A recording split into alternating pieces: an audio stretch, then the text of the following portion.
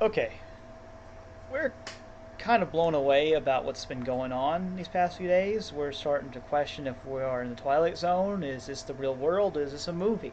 It kind of reminds me of like something out of the Da Vinci Code or Yeah, like conspiracy movies, man. I know. I'm waiting for Nicolas Cage to knock on the door and just Tom Hanks or somebody just like open the door and explain what's going on. I'm in an alternate reality. I feel like I'm in the plot of a movie. It's crazy because all these conspiracy theorists, there's legitimacy to what they're saying now. It's baffling.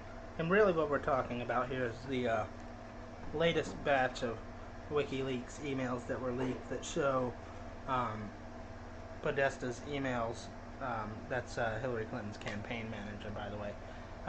Shows emails with him colluding with members of the media, um, all sorts of crazy, sleazy operations to discredit people and to bring things down. And I hate to sound like a certain Republican nominee, but rig things. Yeah, it is very scary.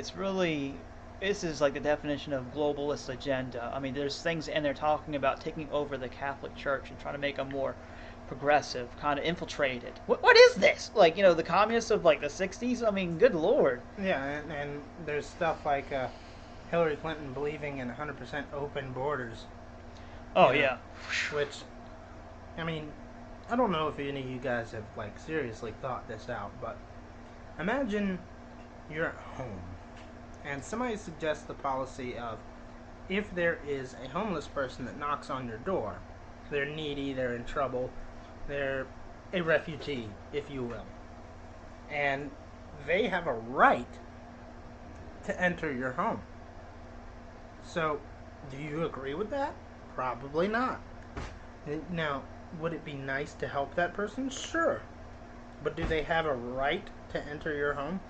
This is what we're talking about on a larger scale when we talk about open borders versus controlled borders. Yes, and it's good to do things when they go to your heart and help people, but that would be your choice, your liberty right there, your decision, Right. your free will to choose whether I help this person or not and what degree I help that person. I may not take a homeless person in, but I'll probably give money for food or whatnot. I'll try to do something to help because Right. life can be hard for some people. Yeah, and look, nobody's saying that we can't have compassion, but to suggest wide open borders is ludicrous. It's not like Europe where it's a collection of small countries that are more or less on equal footing. We're talking about um, here on this American continent, we've got two extremely well developed North American nations, and then we have a bunch of not so highly developed nations. And Developed in some areas, but not like as yeah, much, not overall as much as our country is per se. right, exactly. And so the point is, open borders here would not be like the free movement type thing in the European Union. Because if you can go to Germany or France without much of an issue, and the culture's different, but they're more or less on similar economic and cultural standings. They're all Western nations with similar types of government, and Well, even that's going to start changing soon, I'm pretty sure, because oh, absolutely, England's already getting out. yeah, But like you said, this does apply to the past how it was. right, and in those cases, they had sort of open borders where if you had a passport to travel in the European Union, you could go anywhere in the European Union without having to present your passport at every country. But again, those are smaller countries. They're more or less on the same footing. It's more like moving from state to state here than it is moving to a completely different nation.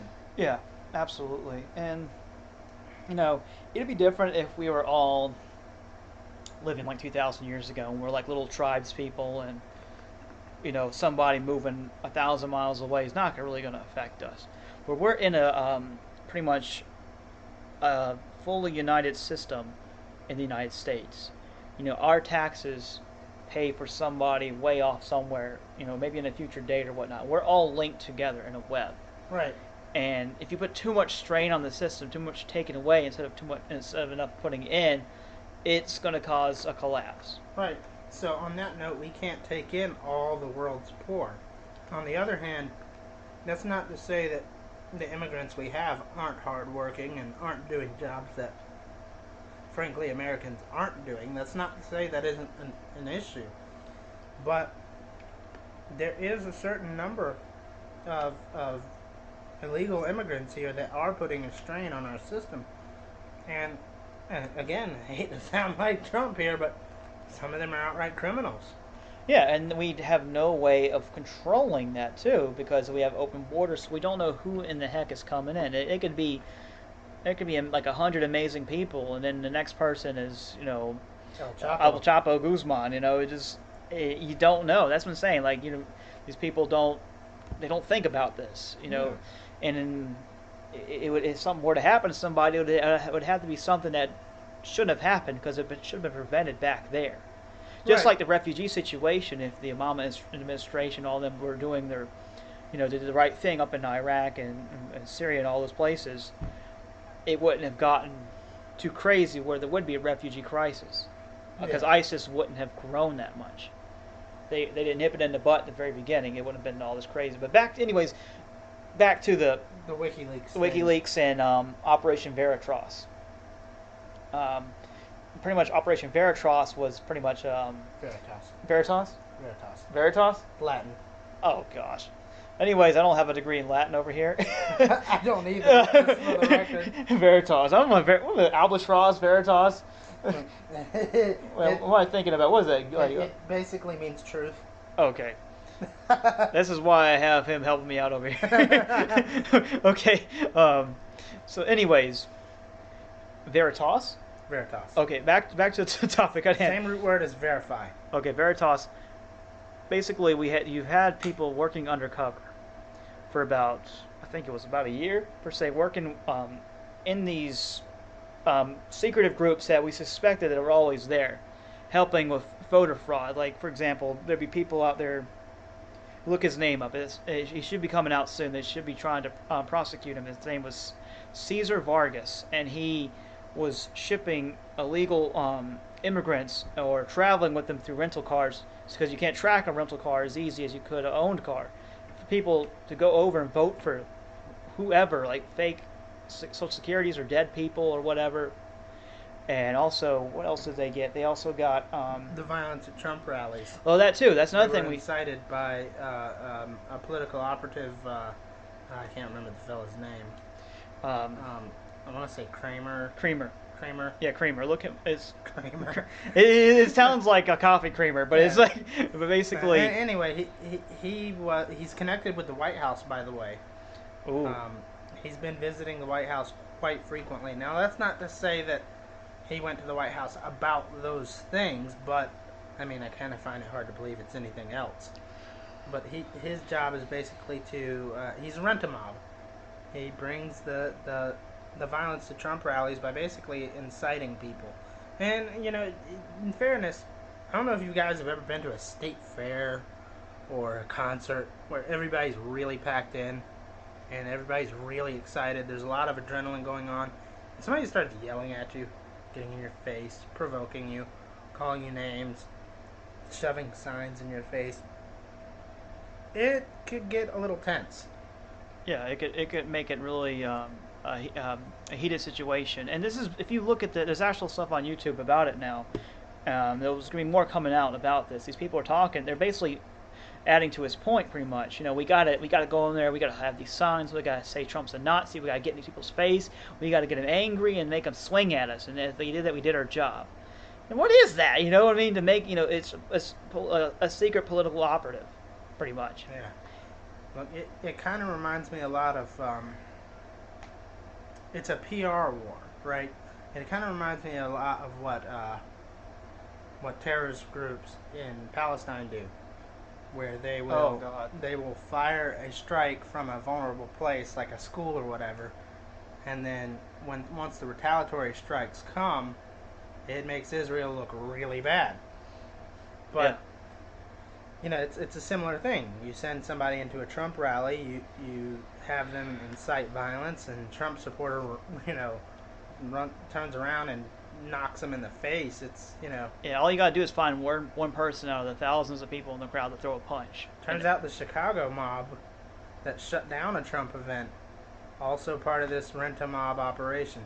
Yep. And they even said they got to make it look like grassroots and stuff. Yep, I'm pretty sure over these past, these coming months, we're gonna find a lot more out on this, and you best believe I'm gonna be sharing the crap out of this. I'm gonna be sharing all over social media because the mainstream media is not gonna to talk about this at all. They're gonna be like, shh. These are like Stalin, Hitler tactics. These are Mao tactics, man. Yeah. These are things that dictators have used for centuries to trick people. Yeah, To lie about it. It actually reminds me of the Reichstag fire in Germany that the Nazis did, and they blamed it on the communists in order to seize power. Which the Reichstag was in the Weimar Republic was Germany's basically their capital building, so to speak. So basically, that event you were talking about was probably put in a guidebook of theirs, probably, and that's how they want to replicate. And, you know what? It worked here.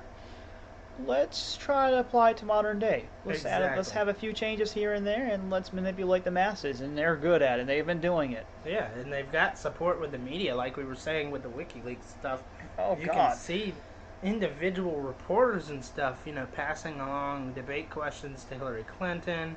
Yeah. And just collaborating with her, and they were even things where Clinton was saying. Well, I don't know Clinton specifically, but Clinton's campaign was saying to support and push the more extreme Republican primary candidates like Trump and Cruz because they think it would be easier to win the general election against one of those two. I think Cruz would have been a shot in the foot, but Yeah. Trump, yeah, I could see where they would find that sort of easy. Definitely. And, this is I can understand why they're coming from that. Thinking from their perspective. Especially since it turns out, now, bear in mind, Trump worked at NBC for The Apprentice, right? And this tape from 2005 that they were holding on to about him groping women and stuff like that, the one with Billy Bush, the bus interview or whatever, they actually have evidence in these WikiLeaks that NBC had this footage for a long time, and they were going to wait until the debates to release it for the maximum impact. They had it far enough back to where Billy Bush, I believe it was bragging about it to NBC executives at the Rio Olympics. Ooh. So the media was timing an October surprise. A legit surprise right there. Gosh. If they had it that far back, if they had it during the primaries, which there's no reason to believe they didn't, because NBC is the one with the video. They hired Trump. They know this existed.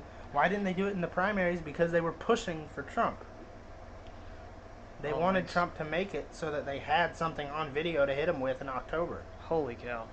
This is terrible. This is very terrible. And I'm almost speechless over here. I'm just trying to soak all this in. This is just the craziness our country's going through right now. And I pray and hope we get some justice out of this. I hope there's still some good men and women in our government who will fight these people. Yeah, it's funny because they're complaining about Russians influencing our election by exposing how they're influencing our election. Yeah. It's ridiculous. It's annoying. It's hypocritical. It's pathetic. And honestly, it's incriminating. Our founding fathers rebelled for less than this. Yeah, absolutely. If we had our founding fathers right now, they would be doing cartwheels. They'd be the first ones with the Molotov cocktails.